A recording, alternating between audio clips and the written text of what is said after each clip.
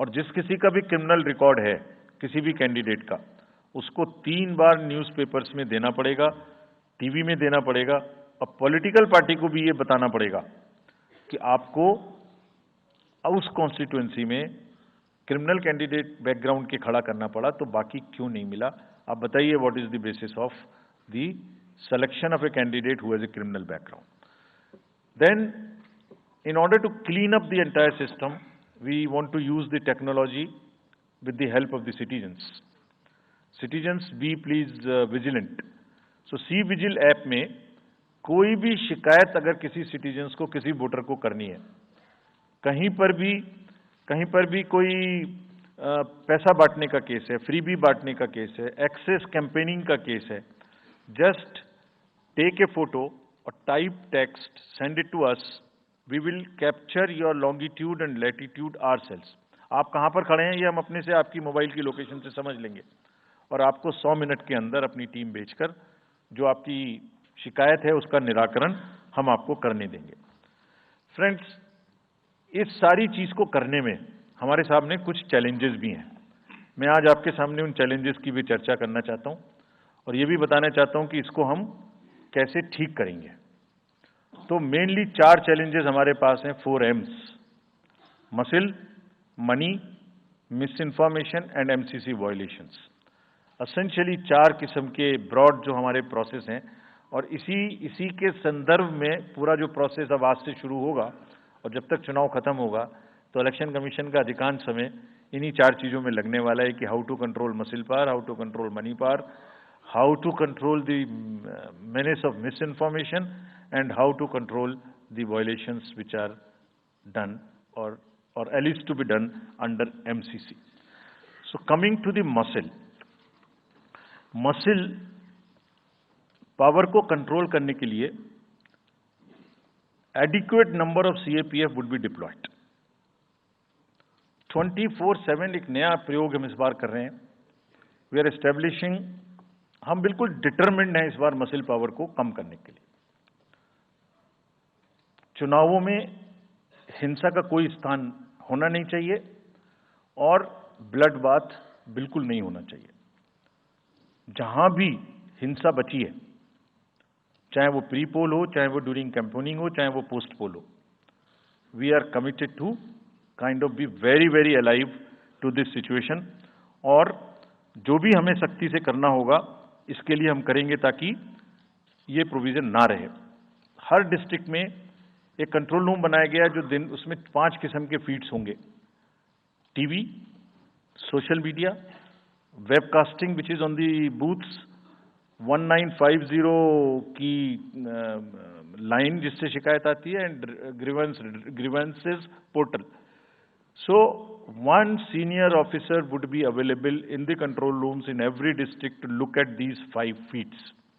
जहां से भी, और C-Vigil, 6th C-Vigil, जहां से भी कोई शिकायत मिलेगी उस पर सख्त कार्रवाई की जाएगी। एवरीवेयर अक्रॉस द कंट्री हमने बड़ी सख्त ताकीद दी है कि डिस्ट्रिक्ट मजिस्ट्रेट्स, SSPs अपने एरिया में हिंसा को ना होने दें। जितने नॉन अवेलेबल वारंट्स आज की डेट में हैं, पुलिस उनको ऑलरेडी हमारे विजिट्स के साथ साथ ऑलमोस्ट एग्जीक्यूट कर चुकी है, कर रही है। साथ ही जितने हिस्ट्री शीटर्स हैं उनको भी बहुत तेजी से देख रही है। There is also a network of check post which have been set up in the international border, in the interstate border and on the nodes from where some kinds of irregular illegal goods can move across the states. In some international borders there is also a drone based checking which will happen. We are fully committed that हिंसा का कहीं कोई उपयोग नहीं होना चाहिए।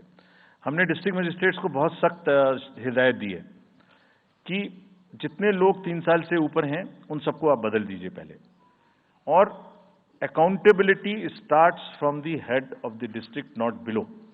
ये उनका काम है कि जो नीचे हैं वो उनको देखें। किसी भी प्रोसेस में वॉलंटियर्स और कॉन्ट्रेक्चुअल स्टाफ किसी भी स्टेट ने लगाए वो इस्तेमाल नहीं होंगे। बहुत सारी स्टेट्स ने टेम्परेरी वॉलंटियर्स और कॉन्ट्रेक्चुअल स्टाफ को लगा के रखा है। वो किसी भी स्टेज में इस्तेमाल नहीं होंगे। डबल वोटिंग, इम्पर्सोनेशन की भी शिकायत आती है। बहुत सख्त हिदायत दी गई है कि अगर इम्पर्सोनेशन के केसेस आए तो आरपी एक्ट की सेक्शन में उनके खिलाफ एक्शन लें। साथियों, बहुत ही डिटर्मिनेशन के साथ हम हिंसा मुक्त चुनाव देना चाहते हैं। चुनाव में हिंसा की कतई गुंजाइश नहीं है। राष्ट्रपति महात्मा गांधी जी ने कहा था, मैं हिंसा का विरोध करता हूं क्योंकि उससे पाया हुआ समाधान बहुत कम वक्त के लिए होता है और उससे पैदा हुई नफरत हमेशा के लिए। Only peace is everlasting. Violence doesn't solve anything.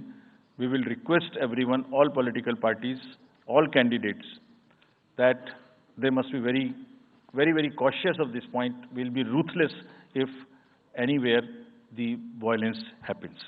Similarly, coming to the money, आप जानते हैं, मैंने पहले भी आपको दिखाया है कि पिछले जो 11 इलेक्शंस हुए हैं स्टेट में, राज्यों में, और उसी की वजह से ये कन्विक्शन है जिससे हम आपसे उसके बारे में बात कर रहे हैं।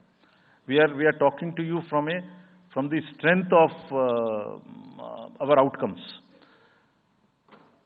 3400 करोड़ रुपए के करीब का कैश मूवमेंट को रेस्ट्रिक्ट किया गया 11 इलेक्शन में। एवरी स्टेट, राजस्थान, तेलंगाना, मध्य प्रदेश, नागालैंड, गुजरात, हिमाचल, मिजोरम, त्रिपुरा, छत्तीसगढ़, हर स्टेट में उससे पहले इलेक्शन में जो भी हुआ था उससे 200, 400, 500, 700% की वृद्धि हुई। Total 3400 crore is around 835% higher.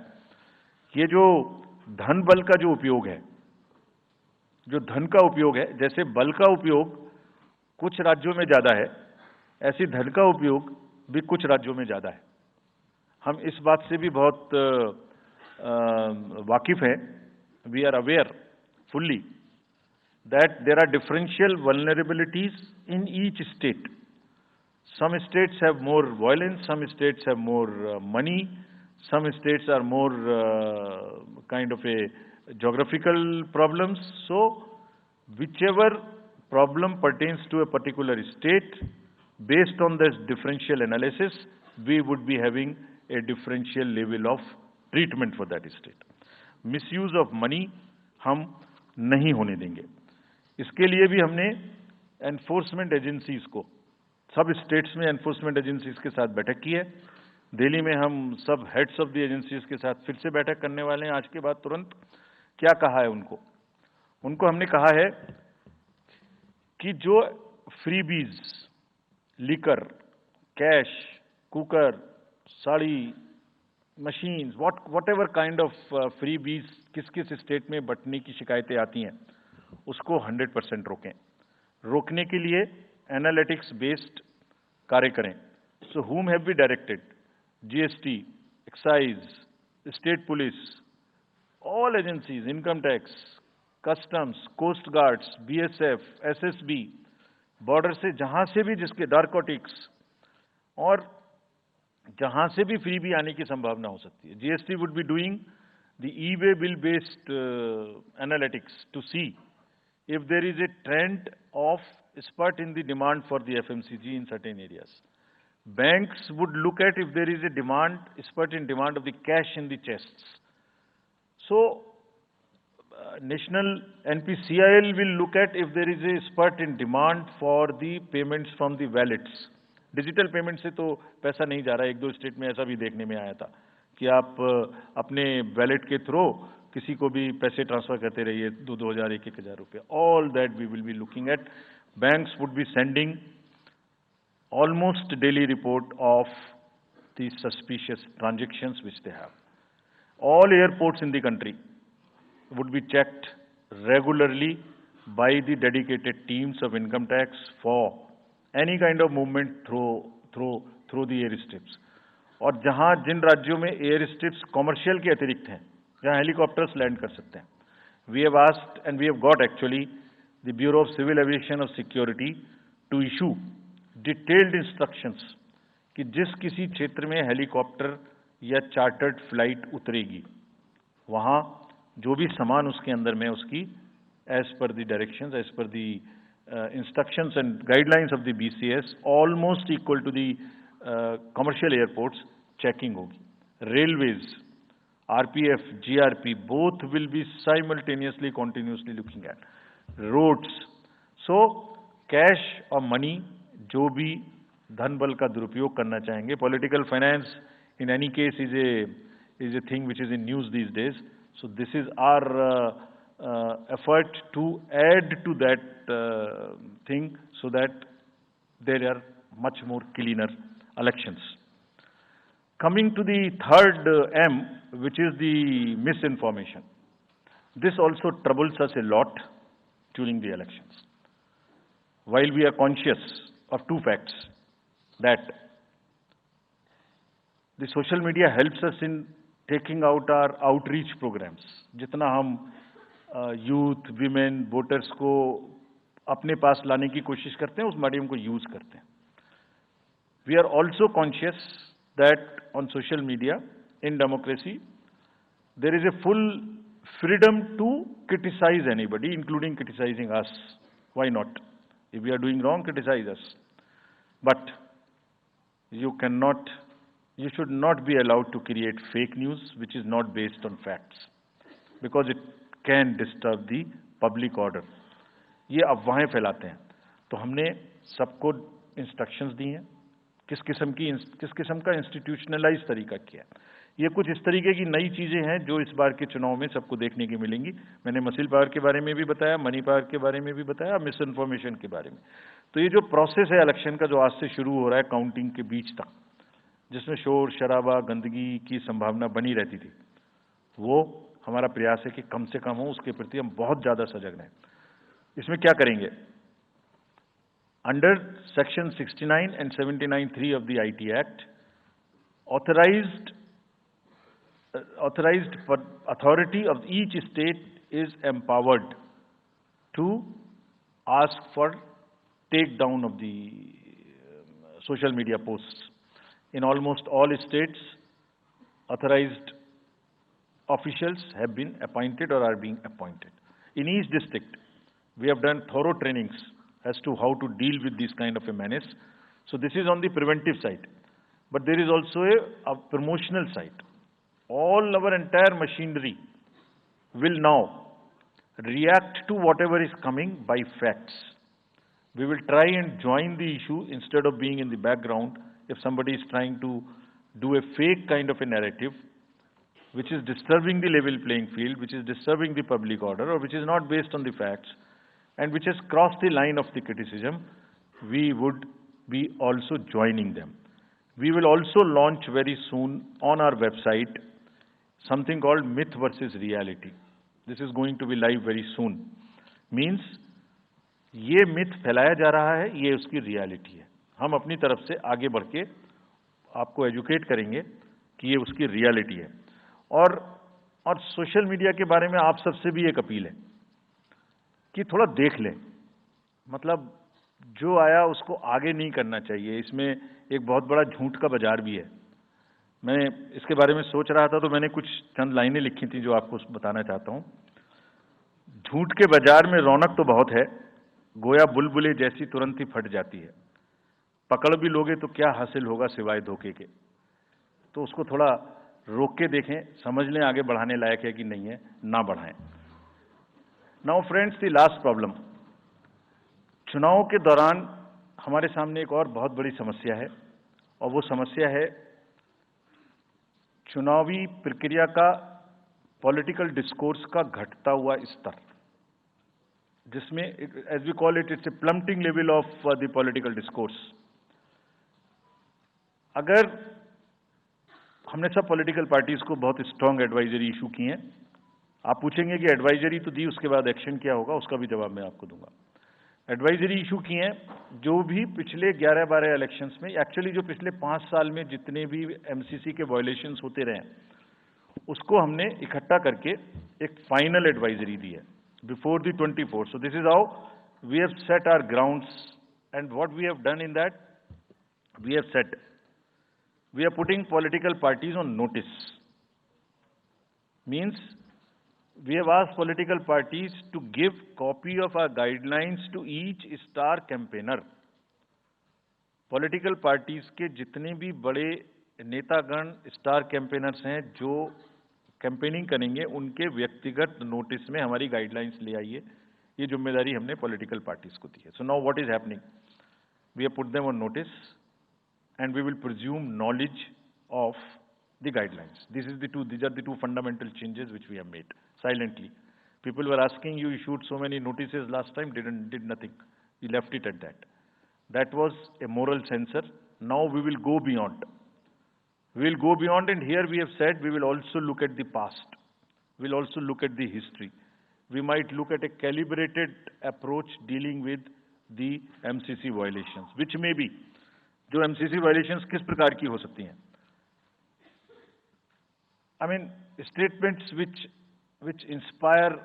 should inspire rather than divide. Issue-based campaign हो, hate speeches, religious speeches, private life का criticism is what is absolutely avoidable. People should be refraining from giving unverified and misleading advertisements, or masquerading as an advertisement as a news. इसमें हमने editors को भी advisory issue की है. वो एक newspaper में बड़ा बड़ा ऊपर में छप जाता है कि इसकी लहर और उसकी लहर. अगर ऐसा है तो साफ साफ लिखें कि ये एडवर्टाइजमेंट है. Let it not pass through advertisement. We have issued these advisories. Now the time is, during this election, to go beyond advisories, take concrete action, for which in the advisories there are relevant sections of the acts which are also inbuilt. So notice is there, knowledge is there, sections are there. So please, our request is कि campaigning के दौरान please don't try to cross the red line. ये वैसे भी इसलिए जरूरी है that in this digital world, जो भी एक बार मुंह से निकलता है उसका रिकॉर्ड तो 100 साल तक के लिए पैदा हो गया, वो बार बार चलता रहता है. So please avoid creating digital memory of bad words which are coming from your mouth. Please be civilized during the election. This is what is our advice. और एक बार जब लड़ाई झगड़ा होता है ना तो प्रेम का धागा टूट जाता है, और जब प्रेम का धागा टूट गया तो बड़ी मुश्किल होती है. रहीम ने कहा था, रहीमन धागा प्रेम का मत तोड़ो चिटकाए, टूटे से फिर ना मिले, मिले गांठ पड़ जाए. तो क्यों ऐसी गांठ बांधनी है? थोड़ा प्यार मोहब्बत से कैंपेनिंग करें, शोर शराबा कम हो. फ्रेंड्स, पॉलिटिकल पार्टीज को और भी बहुत सारी स्ट्रीमलाइन करने के लिए उनकी एक्टिविटीज को हमने कदम उठाए हैं. ये मैं पिक्चर आपको इसलिए दिखा रहा हूं कि हर फील्ड के अंदर में we are ready that how we would control this. क्या किया है? Around 537 registered unrecognised political parties have been taken out of the political space. वो क्या करती थी? किसी के नाम में कैंडिडेट खड़ा कर दिया, गाड़ियों की परमिशन ले ली, दूसरा कोई यूज कर रहा है, किस्म किस्म की भांति एंटाइटलमेंट ले लिया, भांति भांति का वो they were cluttering the political space, crowding out the genuine persons. So that is what it has been done. सारी फाइनेंशियल जितने भी अकाउंट्स हैं पॉलिटिकल पार्टीज के और जितनी भी कंट्रीब्यूशन रिपोर्ट्स हैं वो सब डिजिटाइज्ड फॉर्म में हमारे पास आएंगी, ऐसा हमने उनको कहा है.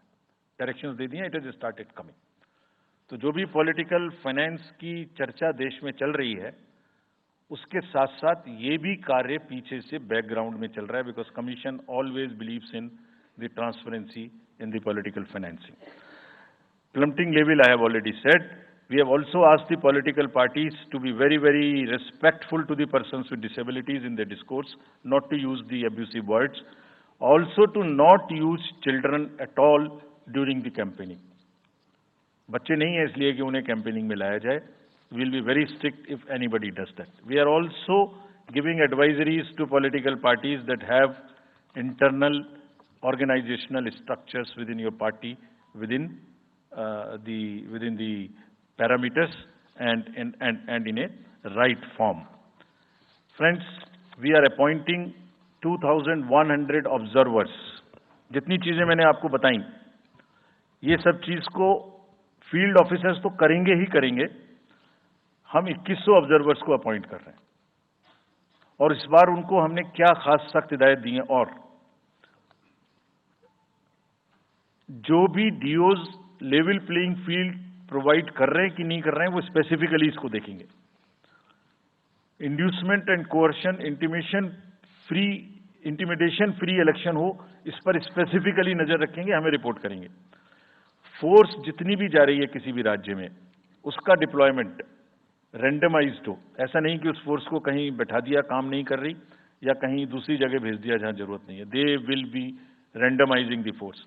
Entire election machinery will be randomized in the presence of the in the presence of the observers. Now, having done all this, what are the,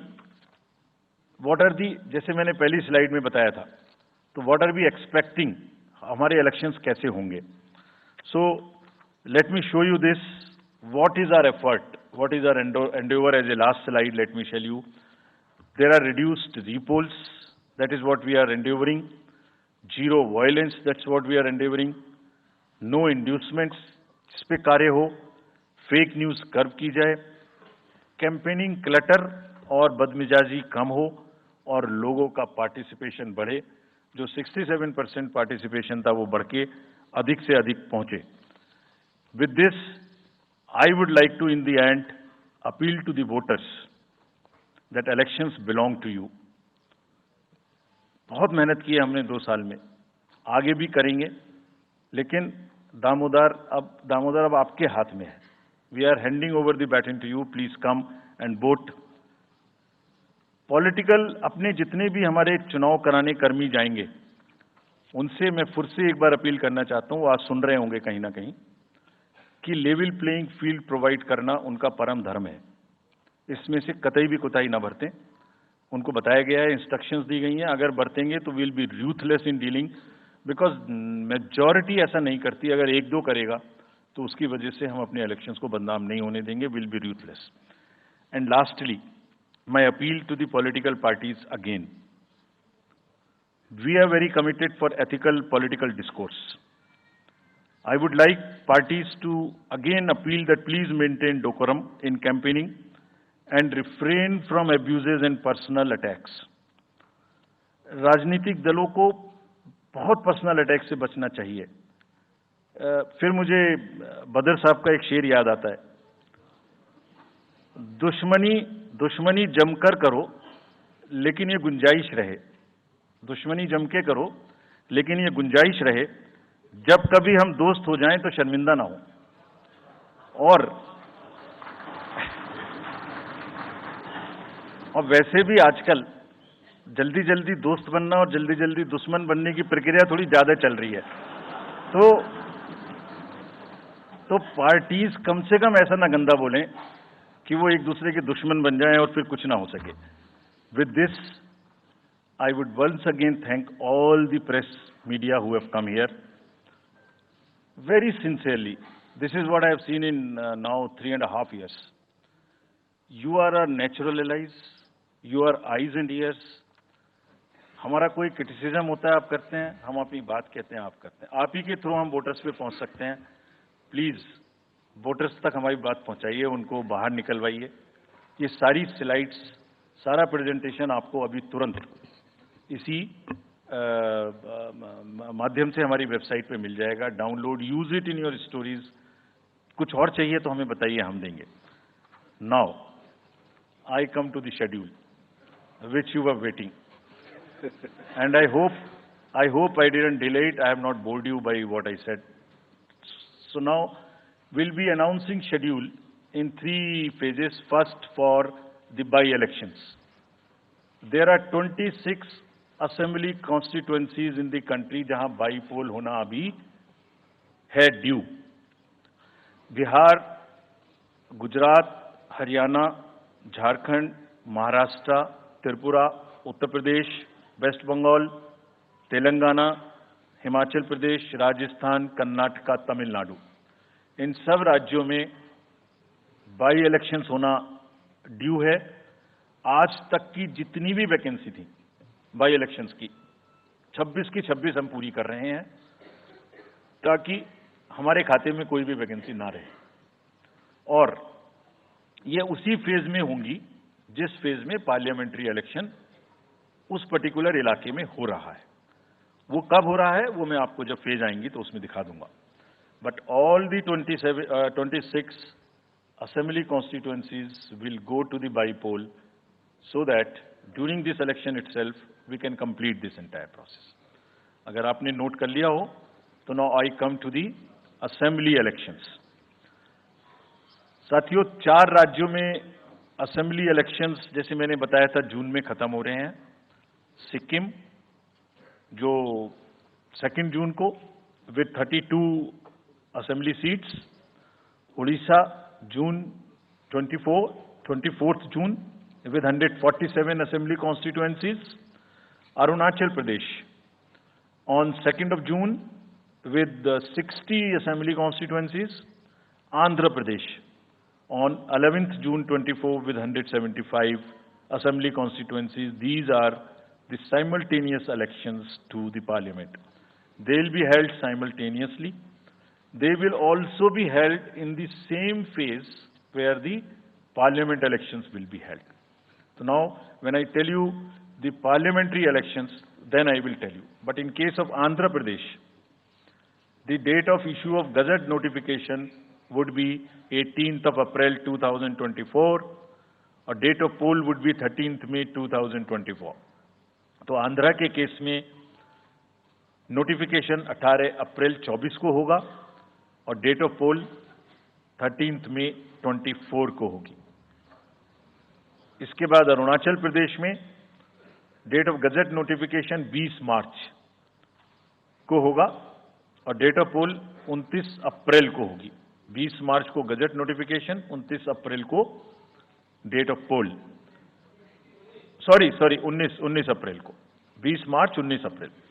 इस प्रकार सिक्किम में भी 20 मार्च और 19 अप्रैल. 20 मार्च को नोटिफिकेशन, 19 अप्रैल को डेट ऑफ पोल. उड़ीसा में first notification, this will be conducted in phases, and first phase would be on 18th April and date of poll would be 13th May. 5th phase में होगा second phase of the Assembly of Odisha 26th April and 20th May. Then 6th phase and 7th phase also Odisha would have the Assembly elections. 6th phase being on 29th April and 25th May elections. ये सब आपके साथ में हम अभी share कर रहे हैं ताकि आपको लिखने में, रिपोर्ट करने में इसको आसानी हो. Coming to the general elections to the Lok Sabha, जो विश्व का सबसे बड़ा लोकतांत्रिक त्योहार है, सबसे बड़ा लोकतांत्रिक त्योहार, biggest. 543 parliamentary constituencies, of which 84 are reserved for SCs and 47 are reserved for STs. तो इस 543 पार्लियामेंट्री कॉन्स्टिट्यूएंसीज के महात्योहार में शेड्यूल बताने से पहले सभी वोटर्स का फिर से हाथ जोड़ के आग्रह, अनुरोध, गुजारिश that please join for the voting. Come on the day of voting. छुट्टी मनाने ना जाएं, जरूर आ जाएं. Schedule of the Lok Sabha poll, Phase 1. We'll do it in 7 phases, as was done last time. 7 phases. Phase 1 will start from 20th March notification, 5 days from now. And last date of withdrawal would be 30th March and date of poll would be 19th of April. इसमें phase 1 का schedule एक दिन से हमें 2 बार करना पड़ रहा है. फिर बिहार के लिए वहां एक फेस्टिवल है, तो नोटिफिकेशन की डेट सेम है, लेकिन बस लास्ट डेट ऑफ विड्रॉल हमें 30 मार्च की जगह 2 अप्रैल सिर्फ बिहार की फर्स्ट फेज के लिए करनी पड़ रही है, क्योंकि वहां त्योहार है. और 19 अप्रैल को यहां वोटिंग होगी और पूरी कंट्री में 4 जून को काउंटिंग होगी. So phase 1 this will look like this. ये मैप भी हम आपको प्रोवाइड कर देंगे. अभी ये जो येलो पोर्शन है ये ऐसा दिखाई देगा. तो इसमें जो फेज 1 का जो मैप है, इसमें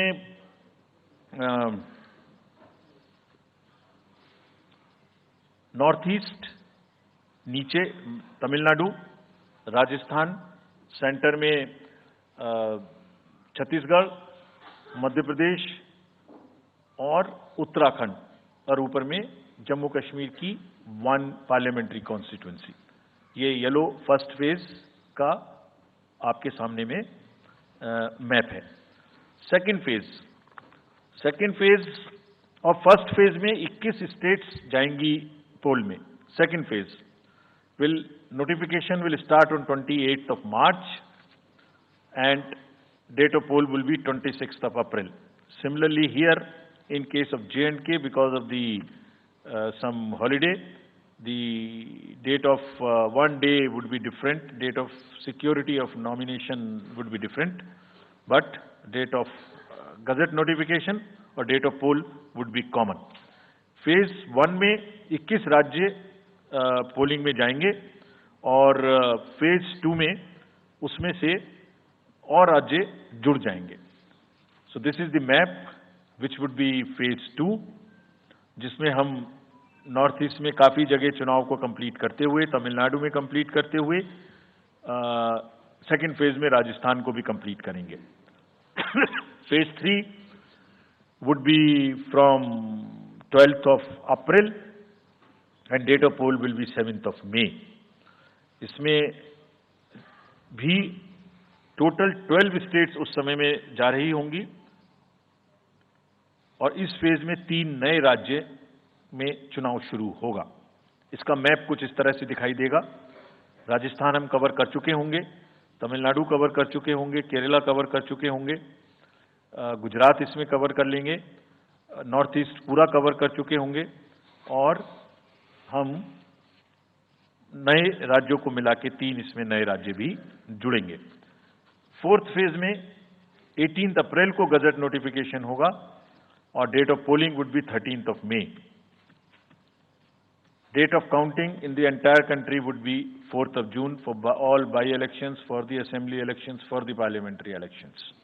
इसका मैप कुछ इस तरह का दिखाई देगा। इस समय तक हम इसमें Telangana, Andhra, Orissa would start, and by that time, other than that, entire South India would be complete, entire Western India would be complete, Northeast would be complete. और फिफ्थ फेज 26 अप्रैल से शुरू होगी और 20 मई तक चलेगी। 20 मई तक डेट ऑफ पोल होगी, बीच में नॉमिनेशन, स्क्रूटनी और विड्रॉल की डेट्स रहेंगी। Counting of course is 4th of June. It will look like this, which is in front of you, and phase 5 में 49 constituencies will be going to the poll. Phase 6 में 57 constituencies will go to the poll, starting from the gazette notification on 29th of April and finishing on 25th of May 2024. इसका map कुछ इस तरह का दिखाई देगा कि मोस्टली यूपी, बिहार, बंगाल, उड़ीसा और साथ में कुछ नॉर्थ का पोर्शन चालू रहेगा। Last phase, 7th phase notification will be on 7th of May and polling on 1st of June. So last polling would be on 1st of June and counting on 4th, and इस phase में पूरा पंजाब, हरियाणा भी शामिल रहेगा, Bengal, Bihar, Orissa. This is how the map will look. Yellow denotes the first phase and accordingly the legends are given. We will share this map also with you, ताकि आप इसे अपने साथ रख सकें, इसके हिसाब से देख सकें। ये भी कोशिश की है हमने, और अगर पूरी फेज वाइज हम पिक्चर दें, ये भी एक अच्छी स्नैपशॉट है, जिसमें फेज 1 में 102 कॉन्स्टिट्यूएंसीज, फेज 2 में 89, फेज 3 में 94, फेज 4 में 96, 49, 57, 57. So we'll start with the 102, the largest, slowly come down and finish northeast, move up from the south and finish the western area. तो इसमें वेदर और हर चीज का ध्यान रखते हुए काफी सोचने के बाद ये शेड्यूल बनाया गया है। विद दिस, जो सिंगल पोल डेट है वो 22 स्टेट में होगी। 2 राज्य 4 बार में जाएंगे, कर्नाटका, राजस्थान, त्रिपुरा, मणिपुर। 3 फेज में 2 जाएंगे छत्तीसगढ़ एंड असम, 4 फेज में 3 जाएंगे उड़ीसा, मध्य प्रदेश, झारखंड, 5 फेज में 2 जाएंगे महाराष्ट्र एंड जम्मू कश्मीर। जम्मू कश्मीर की हर पार्लियामेंट्री कॉन्स्टिट्यूएंसी के लिए 1 फेज होगी, और 7 फेज में 3 जाएंगे Uttar Pradesh, Bihar and West Bengal. With this friends, I end my address and